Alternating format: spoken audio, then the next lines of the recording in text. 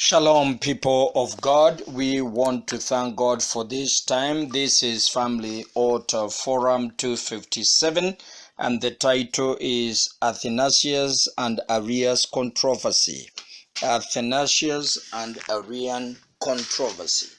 This is from the church history that we have, and I would want to speak into it just to give information on the main contention that was before Athanasius and Arius.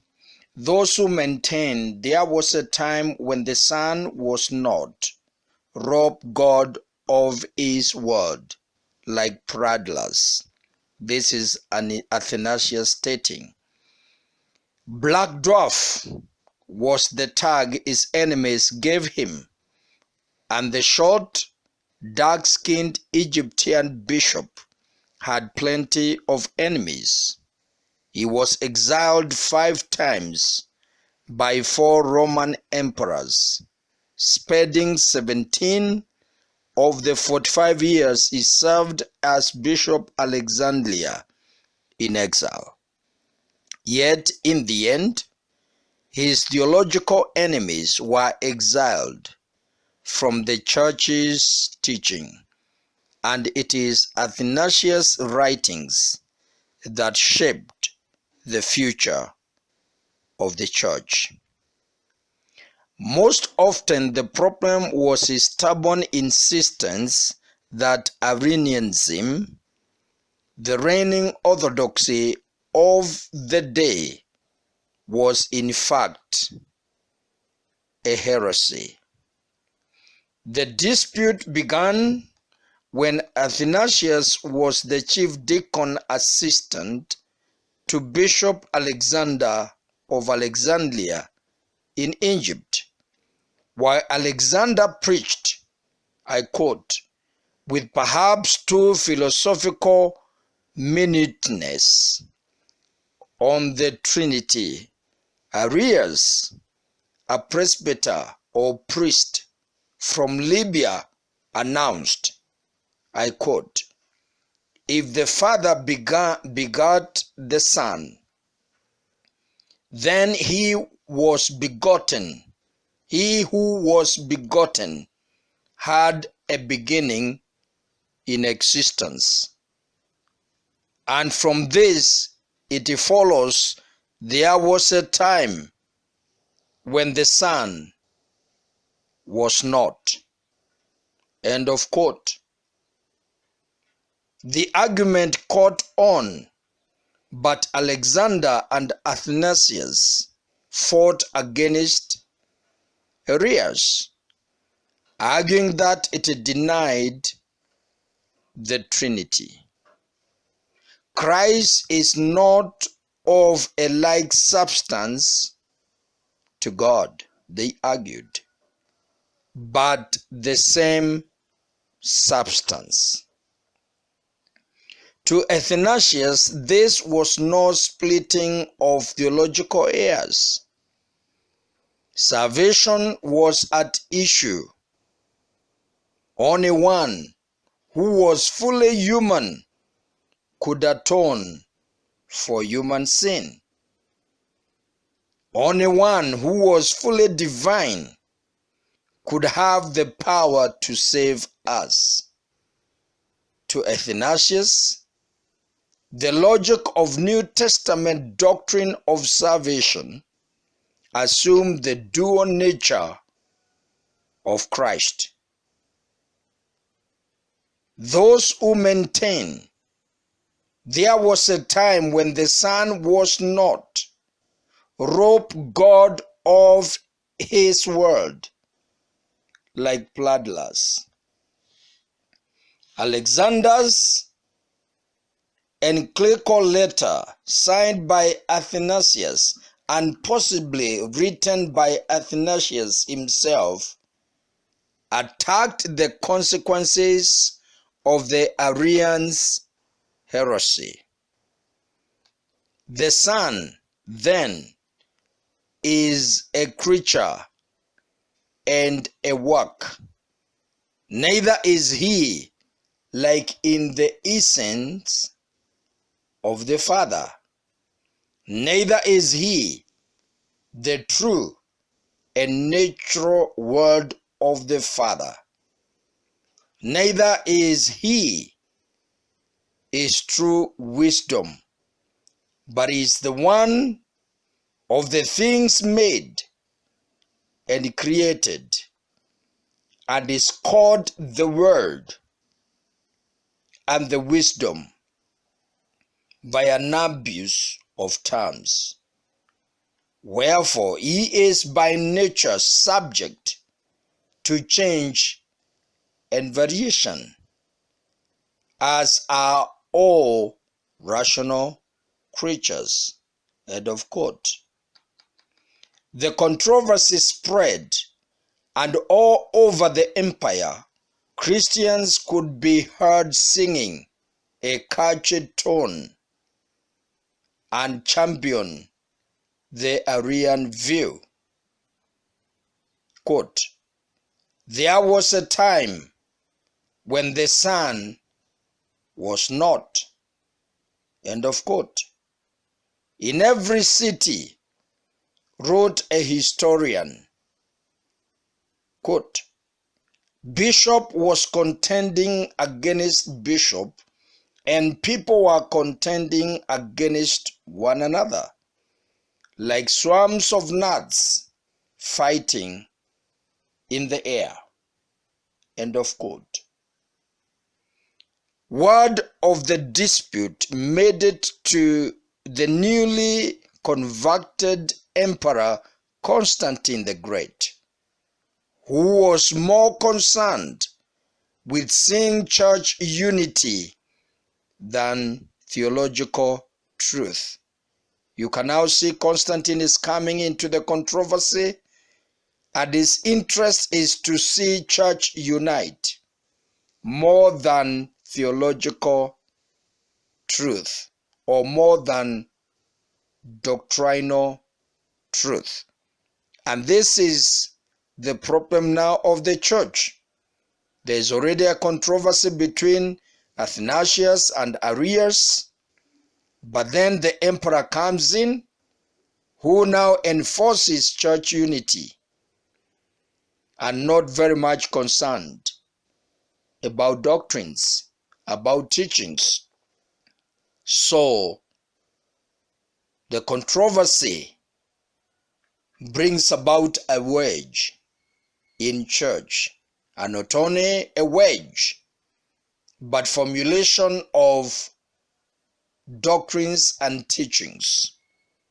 The church was compromised, as we saw earlier on in one of Emperor Constantine podcast. I quote, division in the church, he told his bishops, is worse than war. To settle the matter, he called a council of bishops.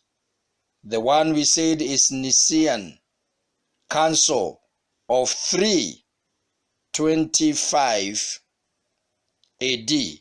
And out of 1,800 bishops invited to Nicaea, about 300 only came and argued and fought and eventually fleshed out an earlier version of the Nicene Creed, the one I shared with you at the beginning.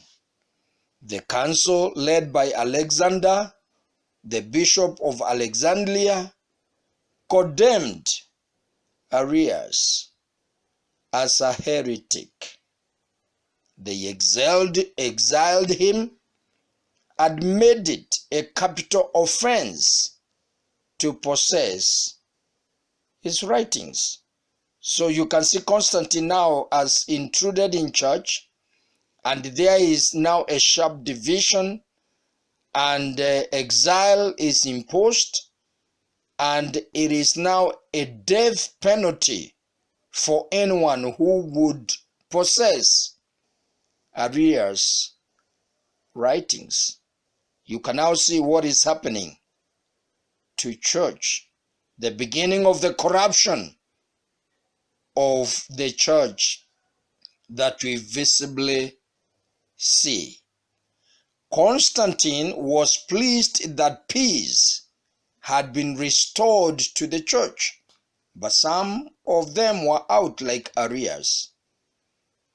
Athanasius, whose treatise or writing on the Incarnation laid the foundation for the Orthodox party of Nicaea, was hailed as the noble champion of Christ. That's how Athanasius was championed, like the noble champion of Christ. The diminutive bishop was simply pleased that Arianism had been defeated, but it handed. Bishop was put in exile. Within a few months, supporters of Arius talked Constantine into ending Arius' exile. With a few private additions, Arius even signed the Nicene Creed, and the emperor ordered Athanasius, who had recently succeeded Alexander as bishop, to restore the heretic to fellowship. When Athanasius refused, his enemies spread false charges against him. He was accused of murder, illegal taxation, sorcery, and treason, the last of which led Constantine to exile him to Trier, now a German city near Luxembourg.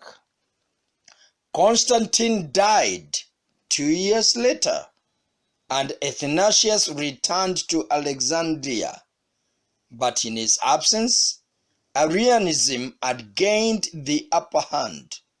Now church leaders were against him, and they banished Athanasius again. Athanasius fled to Pope Julius I in Rome. He returned in 346 AD, but in the mercurial politics of the day was banned 3 more times, or banished 3 more times, before he came home to stay in 366 AD.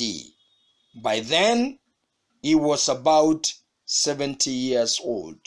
While in exile, Athanasius spent most of his time writing, mostly to defend orthodoxy or doctrines, but he took on pagan and Jewish opposition as well. One of his most lasting contributions is his life of Saint Anthony, which helped to shape the Christian ideal of monasticism. That is monasty. The book is filled with fantastic tales of Antony's encounters with the devil. Yet Athanasius wrote, quote, "Do not be incredulous about what you hear of him. Consider rather that from them only a few of his feats have been learned." End of quotes. In fact, the bishop knew the monk personally, and this saint's biography is one of the most historical reliable.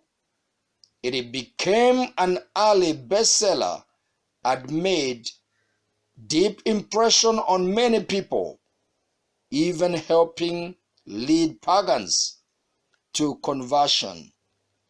Augustine is the most famous example. He got converted. During Athanasius' first year permanently back in Alexandria, He sent his annual letter of the churches in his diocese, called a festal letter. Such letters were used to fix the dates of festivals such as Lent and Easter, and to discuss matters of general interest. In this letter, Athanasius listed what he believed were the books that should constitute the New Testament. In these 27 writings alone, the teaching of the godliness is proclaimed, he wrote. No one may add to them, and nothing may be taken away from them. Though other such lists have been and would still be proposed, it is Athanasius' list that the church eventually adopted, and it is the one we use to this day. You can get that from Britannica and other church history sites. But you can already see the controversy that prevailed between Athanasius and Arius. Is Jesus Christ of the same substance and essence to the Father? Was Jesus Christ created by God? Porter is the beginning of creation. God bless you. We'll meet tomorrow. Amen.